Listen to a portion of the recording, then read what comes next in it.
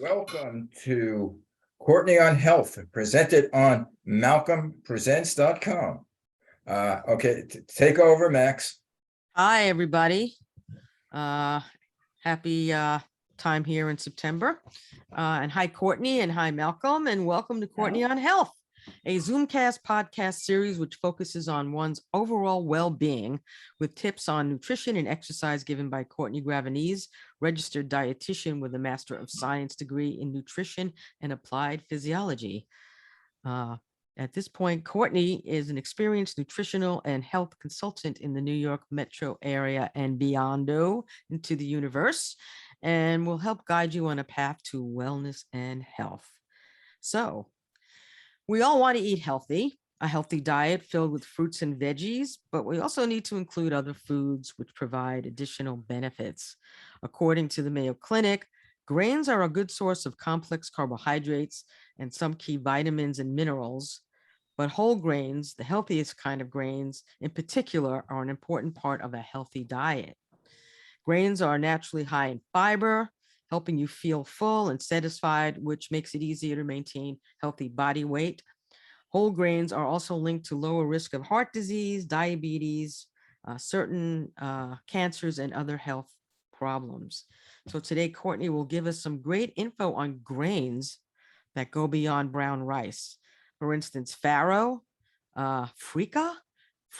It's an interesting, that one, freekeh, I never heard of. Bulgur, and more, which are great additions to a healthy diet. So Courtney, what say you on the benefits of super grains? By the way, I think Farro, I play in Las Vegas. Farro? Isn't it Farro or something like that? Farro. Yeah. Oh, you mean the game? I don't know the game, but the grain is Farro. So there's a game called I Love Farro. It's really Farro's good. Fabulous. I use it. I thought so. While we're going to talk about these different kinds of grains, there's certainly nothing wrong with brown rice, right? But just to kind of give a little bit more of a boost of nutrition, I always encourage folks to reach beyond the brown rice and get a little experimental with some of these other grains. I totally get it. Yeah, quick question. I was talking to my cousin, and I was saying the difference between brown rice and white rice, and she said she doesn't use brown rice anymore because there's a high concentration of arsenic in the brown rice. It's all rice. It gets tested, but it's actually it's not just brown rice. It's all rice. It's particularly problematic in like infant cereals and things like that. But there's nothing. I don't want people running for the hills. There's absolutely nothing wrong. It's tested. If you were eating rice every single day, or your infant is eating it, that's a conversation. But it is totally fine. You got to keep in mind anything grown in the ground is going to be prone to different metals, compounds, and things like that. So anyway, there's nothing wrong with having brown rice. It is considered a whole grain. It is reasonably priced, and we're going to loop back to that in a second. But a lot of these grains, a lot of people walk by because they're a little bit intimidating, right? Some of them first of all, I'm making freekeh. I'm making it and trying it for the first time. I only heard of it recently, like in the last, couple of years. I don't see it that often in my everyday grocery store. I see it more in like more specialty type stores, or stores with a more robust grain section where you will find things like farro. I mean, I wouldn't consider that, too difficult to find. I mean, most folks can get farro in a regular grocery store. I'm a huge fan of cracked wheat bulgur, simply because of the simplicity to make it. It's boiling water, you throw it in, you put a lid on, and then you wait for it to absorb the water. You fluff it up, and it makes a fantastic, it's a great base for a lot of different things. So from ease of use, it's a great grain. But I even want to, and I have some here, just the different colors. I have a picture that I'm going to post when I do the post for this week's segment. But the different coloring of all the different grains is very unique. It's not just all one shade of brown, right? There's varying different shades of the beige. You'll notice that the freekeh almost has a greenish color to it, and I'll explain why in a little bit. Certain grains, and this is not necessarily a high fiber grain, but keep in mind that not everything you put in your mouth needs to be 100% whole wheat, high fiber, and packed to the gills with vitamins and minerals, right? There's balance in life. So for example, jasmine rice, and once again, I wish we had smell-o-vision, because jasmine rice, for those of you who don't know it, has this incredible perfumey smell to it, which makes it an amazing accompaniment to like Indian dishes, Asian dishes. It's fantastic. It doesn't mean you can't use another grain that does have more fiber to it. It just means that it adds a nice flavor and complement to those kinds of dishes. I use jasmine rice quite. So good, right? That's my go-to rice. I mean, for white rice, it's fabulous. I just so good. Yeah. So let's talk a little bit. So my water, what I have in the pot right now, for those of you who are watching, you can see me, but if you're listening to me, I put in a pot 1.5 cups of water and 1/2 cup of freekeh. And I'm going to have it all spelled out. So if you are listening, you'll be able to find it. And it's here in this bag. I'm going to show you what it looks like. It is a popular grain. It's derived from the North African. I think you mentioned this, Maxine. I don't know if you guys can see that. The North African, West Asia, Eastern Mediterranean region. So very popular there in a lot of their different dishes. It is a whole grain. And it has a greenish color to it because it is harvested very early on in its maturation, which is a good thing because it makes it a particularly excellent source of its nutrients because they haven't had a chance to degrade over time, if it's staying, if you're harvesting later on. So packed with nutrients, some of which you mentioned already, Maxine. The name, interestingly enough, I looked this up, apparently is Arabic for the words to rub. So if anybody's listening or watching, and I am incorrect on this, I'm going to blame Dr. Google, A, and then B, please just reach out to me and tell me what it really means. But it makes sense because this particular grain is actually, after it's harvested, it is smoked or roasted, and then it's rubbed to yield this greenish, nutty grain underneath. So it makes a lot of sense that that is the name for it. I don't know the history of how that all began, but it seems to be that is the history of the name.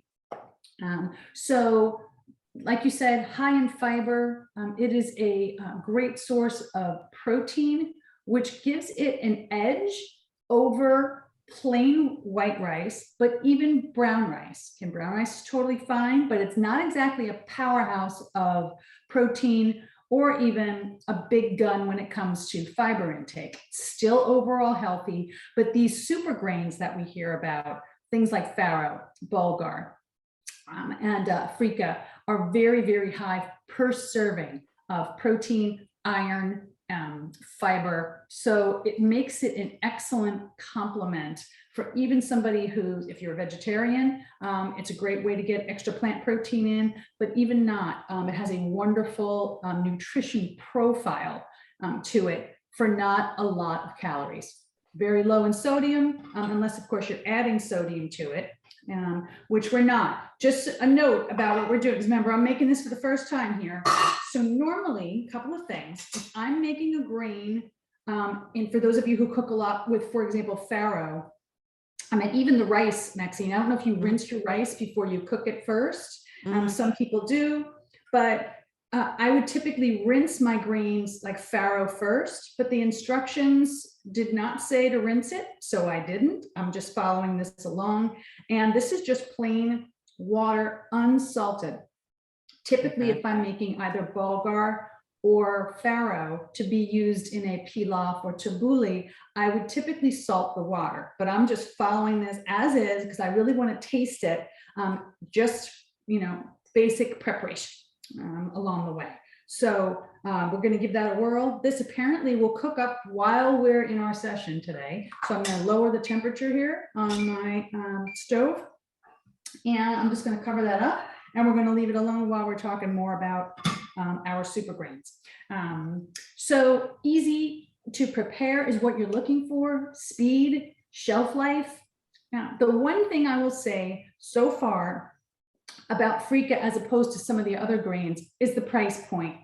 I do wonder whether the expense of it, and maybe it was just the store where I got this, maybe it is less expensive in a more diverse, more ethnic centric store that has more variety of grains. I don't know, but this tiny little bag was close to $6, which from my perspective is kind of steep for somebody who's got a big family to feed, and you're putting out a lot of food in your kitchen.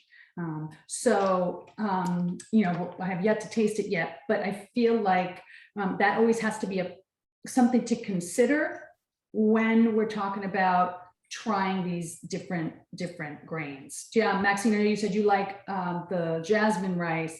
Yeah. Malcolm, is there a grain that you that's your go-to grain if you even have one at home? I'm a traditional brown rice.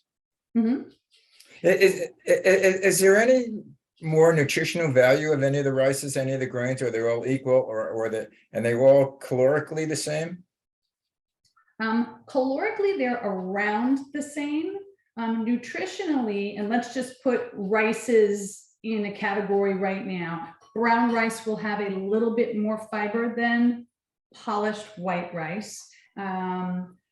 But in terms of iron content, they're about the same. When you start to move into the quote unquote super grains, there is a big bump up in things like fiber intake, something called manganese, which is necessary for clot formation. It's important for carbohydrate and fat metabolism. So in the farro and the freekeh in particular are very, very high in manganese. So they each bring a little bit of something to the table, but the super grains tend to have more protein in them than plain rices. What about, I mean, these are, yeah, sorry, these are whole grains you're talking about, the bulgur and the freekeh and the farro. correct. And so those are whole grains, and they have, you know, they're from obviously seeds, like bran and germ and endosperm. Interesting. Those are parts, endosperm. I guess it's part of the seed. Yeah. And I guess you just said that they have more iron and B vitamins and folate. What about the refined grains and the enriched grains? Are those something we should, you know, still be eating, or some of them have fiber, some of them are more than others, like breads, like, you know, whole wheat breads and stuff like that? Right. Well, in the purest grain form, like I said, I'm always trying to get people to get a little bit more experimental, just to bring a little bit more nutrition where they might not have it, particularly when it comes to B vitamins, iron, and protein intake and fiber. Remember, we want to get that gut microbiome, we've spoken about this before, to a nice, happy place. To get it to that happy place, we need to push up that fiber intake. That's not to say, however, that white rice, let's face it, it's polished, right? Meaning that it has had a lot of the fiber removed from it because it's been scrubbed. Mm-hmm. But culturally, plain white rice has been a mainstay in cuisine. So I think, although it's nice to balance, and let's listen, we live in a global environment, and for many of us, finding these very exotic grains is going to be easier than maybe some other areas. But I think culturally, we also need to be sensitive to the fact that some of these quote unquote refined grains, like plain white rice, have been part of the diet for centuries. So it's nice to balance out, and we want to talk about an overall healthful diet, but we want to make sure that we're not saying, you know, these are horrible for you. That's a bad message to get out there. And obviously it's how much we're having of something. As my cousin told me the other day, we're talking about grains, and her son-in-law is Chinese, and she said she switched from brown rice to white rice. She said for the Chinese for centuries have been eating white rice and lived to well into their hundreds. That's right.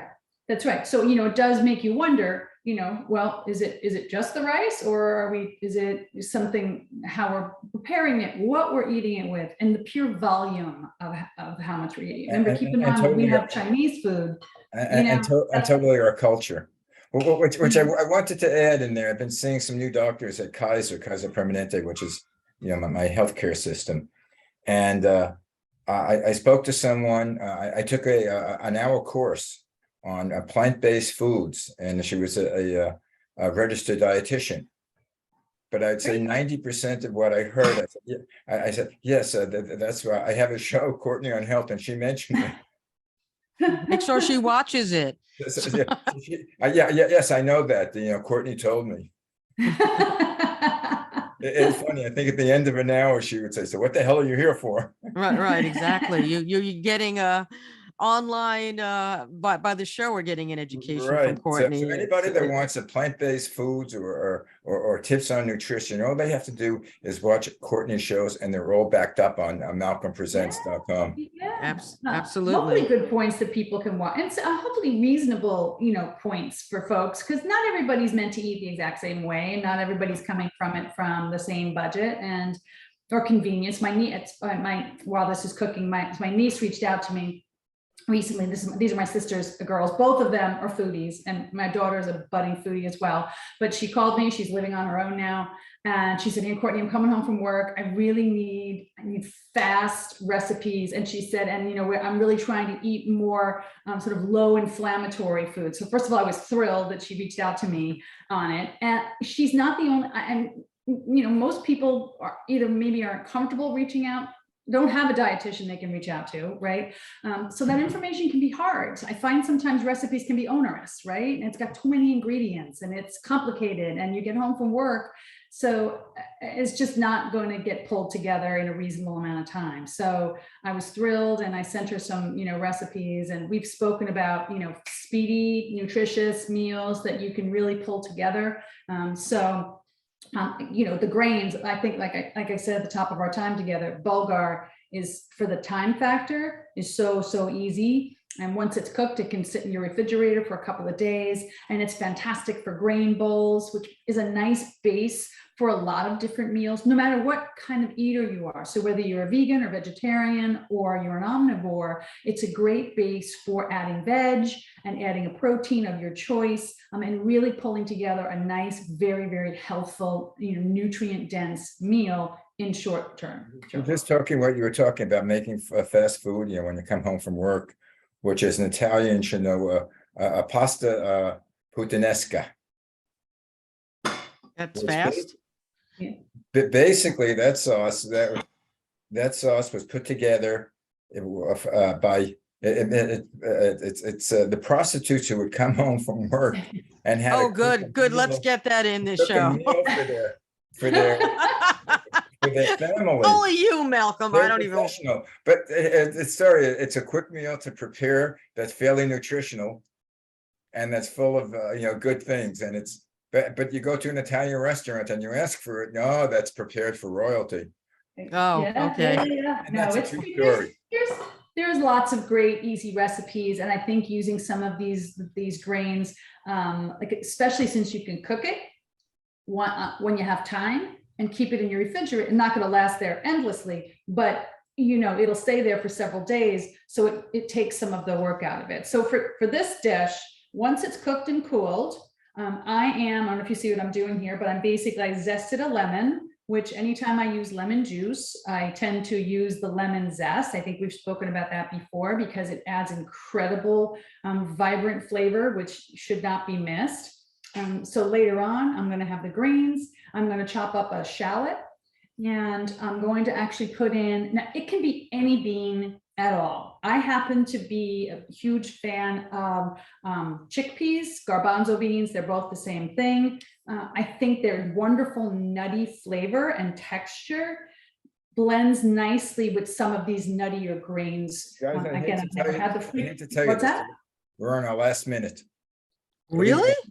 No, we're not. Yeah. I think your clock's wrong. Yeah. No, we're moving over that because I think we're gonna have to go over that Actually, time. you're right. I have my thing on 20 minutes. Never mind. Malcolm, I you thought threw so. off the rhythm You now. just threw everything off and now, Excuse me, that's, I use the same stopwatch to meditate. And I meditate is 20 minutes and I just saw the time and it says 20 minutes. Oh my God. okay, back to Never mind, Courtney. never Back to mind. my recipe. So, okay, so once this You is have- cooked you and have 11 minutes. cooled, I have lemon juice, I've got lemon zest. I'm going to use olive oil because I have it. If olive oil is not, it's extra virgin olive oil. If that is not in your budget, you can use things like canola oil is totally fine, safflower oil. So work with what you have, but I happen to have extra virgin olive oil here. I have some herbs from my garden and I just grabbed, literally, I went out there with a pair of scissors and I just snipped, and I'm gonna throw them all in because I find that these kinds of dishes, lots of herbs work together. I happen to like the garbanzo beans, the chickpeas, cheche beans, because they have a wonderful nutty flavor, and I think they complement well with a lot of these nuttier grains. I'm also, because I eat cheese and dairy, I'm going to chop up a little bit of, I usually buy feta in a big block. And keep it obviously in the refrigerator. I'm going to sprinkle a little feta, and then I'm probably going to, because I have some in the freezer, some shrimp in there. I'm going to grill them up a little bit with a little bit of lemon, and then I will serve that on top, and then have some greens or a salad along with that. So it should be easy. It should pull together pretty easily. And using stuff, if you remember our pantry episode, if you guys haven't listened to it yet, go back to a well-stocked pantry episode. Things that are great to have around in your refrigerator and in your dry goods. These grains that we're talking about are great, fantastic pantry items. They stay nice, keep them in a cool, dark, closed, sealed container, and they will last for a very, very long time. You do want to watch the ones that are more whole grains that have a little bit of fat in them, because they will tend to get rancid. So just don't put them in the back of the cupboard and forget about them. Make sure they get used along the way. For those of you who might be following a gluten-free diet, I think it's important to mention, because I feel like there's a little bit of confusion sometimes. Farro, bulgur, and freekeh are not considered gluten-free. So although a nutritional powerhouse, all of these, if you are somebody with celiac disease, for example, this would not be a grain that would be allowable in your meal plan. The rices obviously are various different kinds of rices are going to be gluten-free. Things like millet, amaranth are gluten-free. So those would be, again, these are all going to be in the grain section of a grocery store, but because those are a little bit more unique, you might need to go to more of a specialty store in order to find them. They might not be in a regular, grocery store, like a bigger chain grocery store. And then what else am I throwing in there? I told you about the shallots. That's going to be it. We're cooking down. So this is taking a little bit, it's all in. It's supposed to be about 15 minutes. So I think we've been there for 15 minutes, and you're supposed to drain off the water, which I'm going to do right now. So hopefully I won't get this all over the place, guys. We'll see what happens. I'll take my lid off. I'm taking it that neither one of you have tried freekeh before. No, I have it. I've done bulgur, I've done farro. I really love. So that's been good, but it's are you going to have this recipe online for people? I am. Okay, make sure So- everyone that after you listen to the episode that you maybe try the recipe and see how you like it, and give some feedback to Courtney about it. Definitely. And or if you're somebody who has cooked with freekeh before, because again, I'm a total newbie on this today. Oh, it smells just as nutty. It has a wonderful, again, I wish we had smell-o-vision, because it too has a wonderful, almost earthy kind of nutty smell to it. What does it look which I like? find pleasing. Can you show us what it looks like? Can Yeah, you? sure. Oh, it- okay, so it it's a cooks- longer grain. It looks Yeah, so longer. for those of you who don't, I'm gonna try and get that a little bit closer. For those of you who cook with farro, it Mhm. looks almost exactly like farro, the farro grains, but it's a little bit greener. You'll notice there's actually a hue. When you see the picture when I posted, it's got a slightly greener hue than the farro What is does. the texture and taste? I'm gonna tell you right now. It's known as green wheat or farric, so it definitely has that green flavor, that green, it's toasty flavor. We'll see. Let me see. Here we go. Whoop. Da, da, da, da, da, da, I da. know, right? Here we go. Wonderfully chewy, Mhm. nice, great flavor. And this was without any salt at all. So that's a really good sign to me. Because Excellent. so I think I read somewhere that if you like a softer texture and not as chewy, I prefer the chewy, to cook it a little bit longer. So for me, this was perfect. And I think this was somewhere between, we've been on for about 10 to 15 minutes, maybe, or maybe longer, but No, it was longer cooking for now, that yeah. long. 25 minutes now. A question, which I just thought about. Is there any difference cooking on gas or cooking with electric heat? Please don't get me started.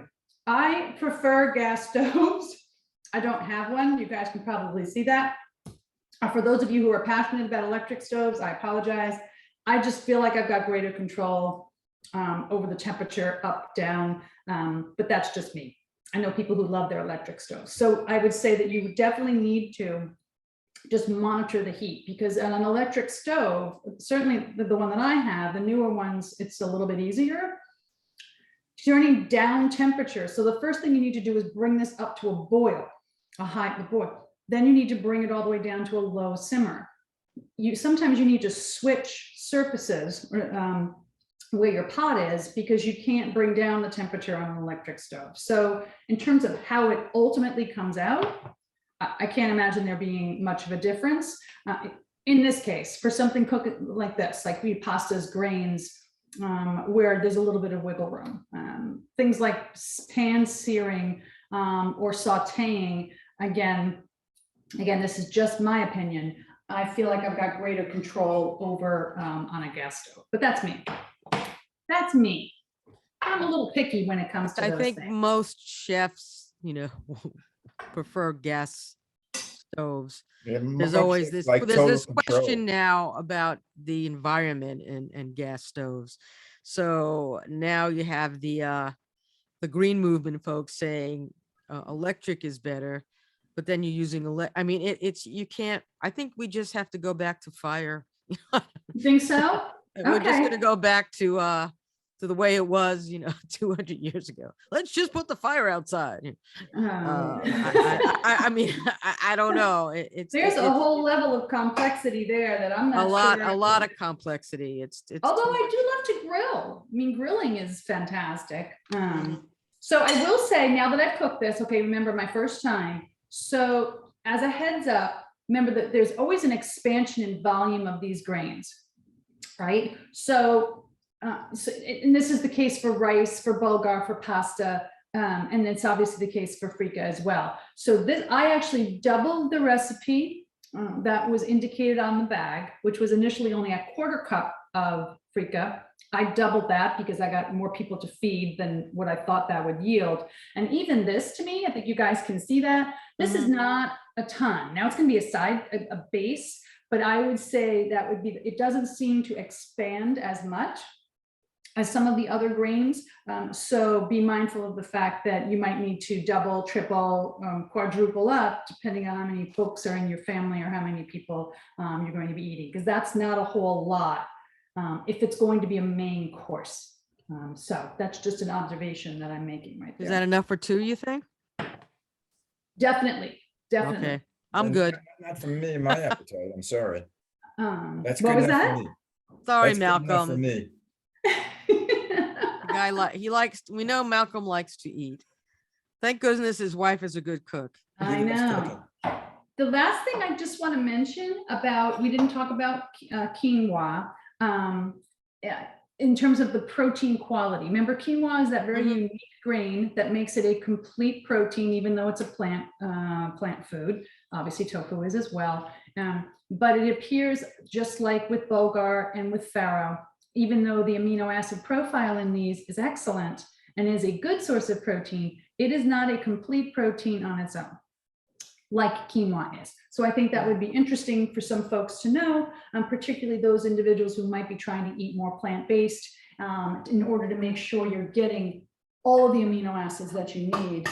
Do be mindful of that. Anyway, You know, guys, trying to now I complete it. know I'm right. It's What? time is up. Now time's up. Yeah, All right, I'm give me just sorry. 2 minutes. Good. So we're good. I'm going to let this cool. I'm going to add in, I will take a picture of the final product and I'll post the recipe, and Okay. let me know. I want to hear from you. If you've tried free And I'll be over for dinner about 5 o'clock. you got it. And just so you know, I was in Scotland and their main dish is haggis. If you look up Oh, if goodness. you look up haggis, what's in it, you will probably, okay. But they did have vegetarian haggis. And I had vegetarian haggis. My son And? had the original haggis. I did taste it. It tasted okay, but when I thought what was in it, and then he goes, "Well, what do you think's in a hot dog?" And I said, "I haven't eaten hot dog in Well, 6 what I Yes, know, it did when you Malcolm's ran going to give us. I need to find out what the not that I'm going to try it. I Right. might. I need to know what's in the vegetarian one. Yeah, it actually was pretty good, especially if Max, I'm gonna exit. peace out right now. So here we go, ladies and gentlemen. Thank you for joining us for Courtney on Health. To get more info, follow Courtney on her Facebook page, Courtney on Health, on Instagram at CLG Wellness, on TikTok, same handle. Visit her website, CourtneyGravities.com. For more shows, go to MalcolmPresents.com and TheManyShadesOfGreen.com. This is Courtney on Health, smart, sound nutrition, strong, safe fitness, and we'll catch you again next time. Thank you, guys. Over and out. Over and out.